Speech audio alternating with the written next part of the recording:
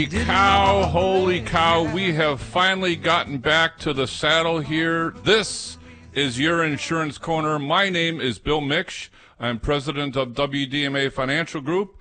And as we like to say, this is 101.5 FM, WLCB, Slade's Corner, Wisconsin, coming to you live from the studios in Round Lake Heights, Illinois. We are going to take you through another excursion as best we can to the insurance world. And this tonight, folks, a couple things. We can take phone calls. Sean is on vacation. So if you want to try to stump the master, I know there's a friend of mine named John that's out there, and you know who you are if you're listening. You are going to call and see if you could stump me. So have at it. My phone number here is 262-342-6588. I'm not going to tell you I bat 1,000 because I don't, but I dare you to try to stump me tonight, folks. So we're back in the saddle again. Welcome to your Insurance Corner. We're going to cover, we may be a little bit early, but honestly, we're not. Open enrollment is coming up very soon here, folks, for Medicare Advantage, for prescription coverage for those people that buy Medicare supplements and have a separate prescription program. And then the Affordable Care Act, also known as Obamacare, is also coming up. And I want to just touch base on a few things, and particularly for Medicare recipients, there is some big changes coming down the pike, particularly in the world of prescriptions. That you're going to want to know, want to listen to. But like everything else, there's no free lunch. So I'm just going to tease you with that while we go into our prelude here. As usual, you know, folks, I like to cover some other things as we want to show our versatility. So as I said, Sean's on vacation, and it's been a busy time for yours truly. I've had some travel. Some fairly challenging renewals for the corporate side of life. We think we've done pretty well. In fact, in one of our cases, I can honestly say we did yeoman work. We reduced the client's medical plan by, I'm just going to use round numbers. His renewal was coming in at $510,000 from a known carrier, and we moved it to a different carrier and reduced his premium down to $456,000 with a cap of a 10% rate increase for next year. So no matter what happens, he can't get hit for more than 10%. And we got a billing credit also. So we did some pretty yeoman work. At the end of the day, when it's measured against the renewal, with the things that we did for this particular client, we're going to save him close to $100,000 off of the renewal. So that's pretty sizable. And with the 10% rate cap for the second year, I know this is kind of getting in the weeds, folks, but this is what we do. He's not even going to approach what he's spending today. So now he's got a 2-year horizon of a known number of how he can budget for his healthcare costs. And that's really hard to do these days, but we managed to do it for this particular client. I have made efforts for other clients, and the insurance companies have to be hungry in order to make those deals. In some cases, the groups have to be fairly healthy. So in any case, we've been doing that. And then I can't remember, to be honest with you, if we talked about our gig, my alter ego, if you will, Engaging Time, performed live at the Fairmont Shores restaurant on the Fox chain of lakes in Lake Villa, Fox Lake area. And my music director and producer, Dale Tippett Jr., thank God for Dale. Thank God. There is a God. Dale saved me a couple times while we're trying to navigate things, but overall it went pretty well. As with anything, lots of work needs to be done to tighten things up, but generally speaking, for my first 3-hour gig ever, we did pretty well. I can say this, my throat was pretty much parched by the time the show was over, and my fingers felt like they were going to fall off. But that being said, it was all good. And then want to just cover a couple other things here. I'm a big sports fan, folks, and I don't know if you got a chance to watch the Little League World Series games that were happening over the last couple weeks, but I happened to catch the finale between Chinese Taipei, which I'm told anecdotally may have also been Taiwan, versus Florida, from St. Mary's, Florida. It was a fabulous game. Great pitching match, great defense. It went into extra innings. In fact, Florida was down 1-0 going into the bottom of the sixth. In the Little League World Series, they only play 6 innings. They were down 1-0, and with 2 outs, a kid came up and hit a base hit, and they got the winning run to score. They then went to 2 more innings, went into the 8th inning, and Florida had put a man on second, and another kid came up and hit a perfect, could not have put it any better, down the first base line. And unfortunately, the Chinese Taipei team, the first baseman and the pitcher both fielded the ball. And when that happened, the pitcher threw it to first thinking somebody was there, and nobody was there. Oh, it was a killer. And as a result, the Florida player came around from second, scored easily, and they won. It was a very good game on all sides. You had to feel bad for the Chinese team because they did play their hearts out, but somebody was going to win and somebody was going to lose. And to Florida's credit, they went over to several of the kids that were clearly upset and, kind of either gave them a hug or an arm around the back kind of thing. So really good game. And then for Major League Baseball, for those of you that are into MLB, there are about 30 games left in the season. And I'm a big Cub fan, folks. Cubs are still in it I would say for the wild card. As we speak today, they were 2 games, I think, behind the New York Mets, and I think 5 games behind Atlanta. They have a fairly easy schedule. However, they do play the Dodgers, the New York Yankees, and I think they play the Phillies in that stretch of games between now and the end of September. But the other teams are, by and large, shall I say, bottom feeders. And so the Cubs, at least by schedule, have a shot. Obviously, they're going to need help, but we'll see. And then football starting, college football starts next week, or this weekend, I should say. And the Bears start the following week. Yes, I'm a Bears fan. For those of you in Slade's Corner, Wisconsin, I'm sorry. The Packers are sacrilege in my house, so we are not rooting for the Packers. And if you want to send me an email, send it to lakesradio.org, and I won't answer. Anyway, we're going to get on with our topic at hand tonight because there's a fair amount of things to talk about. One, I want to chat about open enrollment for the Affordable Care Act, when it is, what to anticipate, and every just to be clear, every state has their own Affordable Care Act carrier list, so they're not all universal. So we're going to kind of take that challenge and take a look at that. We're going to also talk about Medicare Advantage and the prescriptions, and that's where some major changes are taking place. We're going to talk about that. And lastly, and maybe I'm going to start with this, a couple days ago, our governor and state legislature passed a law that said that short-term medical plans are no longer allowed to be sold in the state of Illinois. Now, what are short-term medical plans as opposed to a group health plan, an Obamacare plan, a Medicare plan, etc.? So let's just tackle it one at a time. What's a short-term medical plan?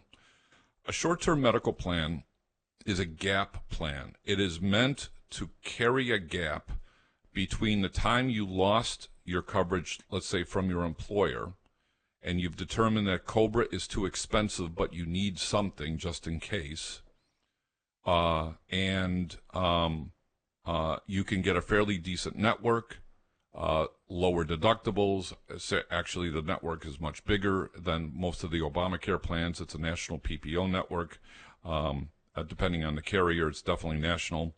Again, the deductibles are lower. You can add certain options to it, like an accident policy or a hospital indemnity policy, wherein money can transition to your pocket in the event you have an accident or you end up in the hospital and you're getting help to pay your deductibles and out-of-pocket expenses. That's called a hospital indemnity plan. Those are primarily there to cover a gap. They're absolutely, at least in my professional judgment, not there to cover you as an alternative to a permanent health insurance policy, and here's why. These policies are only good for up to 6 months at a time, at least in the state of Illinois. I guess in some other states they could go longer, but in the state of Illinois they're only good for up to 6 months. After those 6 months, you cannot renew with the same company. You then have to renew with a different company. So you got an ABC company and XYZ company that you might be trading back and forth with. The reason why people might buy these is that, yes, they are affordable. There's no two ways about it. And by and large, they're almost guarantee issue. And what I mean by that, there's a couple of health questions that you have to answer, such as, do you have cancer, lung disease, heart disease, are you pregnant, those kinds of things. They don't cover maternity. They don't cover routine physicals. They will cover prescriptions subject to a pre-existing condition clause. Yes, these plans have pre-existing condition clauses anywhere from a 3 to a 5 year look back. What does that mean? That means, let's say that I signed up for something for July 1st, and 5 months ago I was in a minor car fender bender and I had some physical therapy. No big deal. I didn't think much of it at the time. And I'm just using this as an example. So fast forward to July 1st, I signed up for this major medical, short-term medical plan. I haven't had major medical coverage for a while. I lost my job. I'm doing part-time stuff. And so this medical plan at least gives me a gap of coverage while I'm looking for a regular job with benefits. Or if I decide to acquiesce and go into the healthcare.gov Obamacare marketplace. But remember, I said I was in a minor fender bender and I had some physical therapy. Come August or September, let's say my back is acting up and I go get some treatment. And I fill some prescriptions with painkillers because I know, or at least I think I know, that this back injury that I have is related to the car accident that I was in. And for stipulation here, just for example, let's just say it was my fault, so there's no third-party involvement. It was my fault. I got hurt, but it was my fault. I submit the claim to the new insurance company I signed up for July 1st. They're going to say, sorry, Bill, not covered. Not covered. Now, if my agent didn't tell me that, that's a problem. Because I'm Johnny Lunchbucket. I don't know the difference between Obamacare plans and these short-term medical plans, and I didn't think to ask, and I knew that Obamacare plans didn't have pre-existings, so I just assume all plans didn't have pre-existings. Agent didn't tell me that there was a pre-existing condition clause that could look back up to 5 years. So now my back is messed up. I'm now out of pocket. I'm paid premium for this policy for stuff I'm not covered for. Not good. And sadly, there are agents out there who honestly ought to have their license revoked immediately from the planet because they're selling these things like permanent policies. In fact, I will tell you, I know who the agent is. I've never met him before, but he is on the radio talking about his commercial, indicating that a client was with a major carrier, spending $1,850 a month, and they moved him to one of these non-Obamacare plans for $750 a month, and then probably added a hospital indemnity or accident benefit, and the client is thrilled. Of course they would be. They just saved almost $1,000 a month in terms of their health insurance premium. They no doubt got a much bigger network, a smaller deductible, etc. Maybe an office copay. Certainly not prescriptions, not in these plans. And then this person on the commercial goes ahead and says, there's no open enrollment. You can come and go as you want. It's true, except for the fact there's a pre-existing condition limitation. And you can't sign up for the same carrier after you've done one stint with them. You have to find another carrier to do that. But unfortunately, like everything else, one bad apple ruins the whole bushel.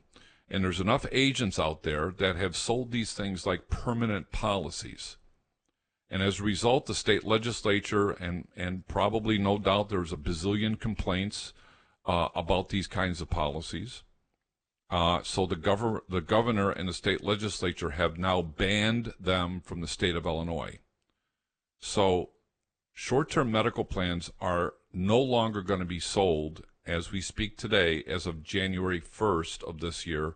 And in fact, one major carrier got out as of September 1st as a result of this law being passed.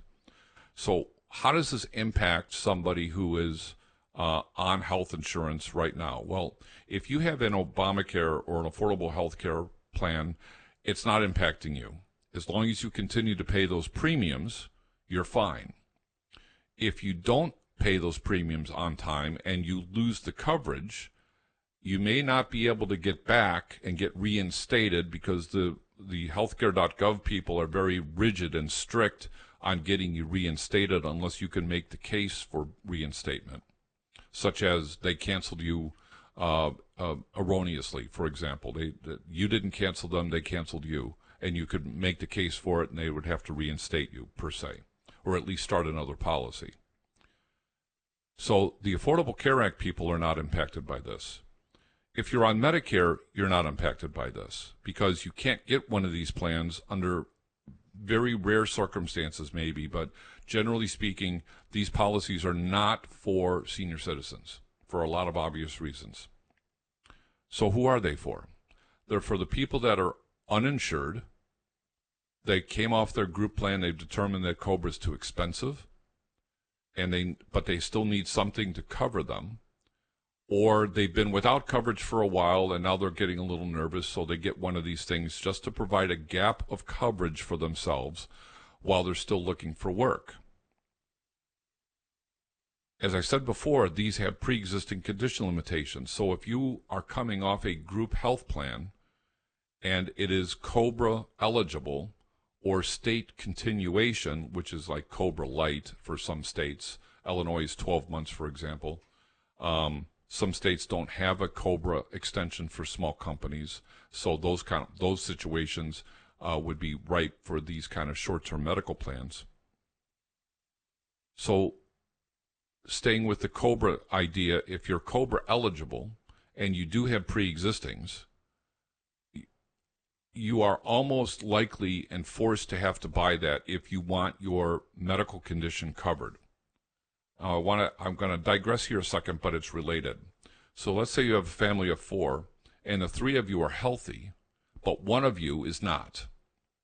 That one person can go on COBRA, and the other 3 of you can go on these GAP plans or short-term medical plans, as they would be written today. That's okay. That works. You can do that. A COBRA person on COBRA can be 1, 2, or the whole family. It can be a spouse does one thing, if a parent doesn't, the one spouse does one thing, the former employee does another, the kids do something else. It's kind of like going to Golden Corral. You can pretty much pick and choose what you want within the guidelines of what's being offered to you. But in my example, family of 4, 3 of you are healthy, 1 is not. That person's going to stay on COBRA for obvious reasons. The other 3 you can take This is what these plans are there for. You can take a short-term medical plan while dad or mom looks for another job with benefits. Those privileges, as of January 1st, and for one carrier, which I won't mention here, but for one carrier ending on September 1st, in the state of Illinois, are over.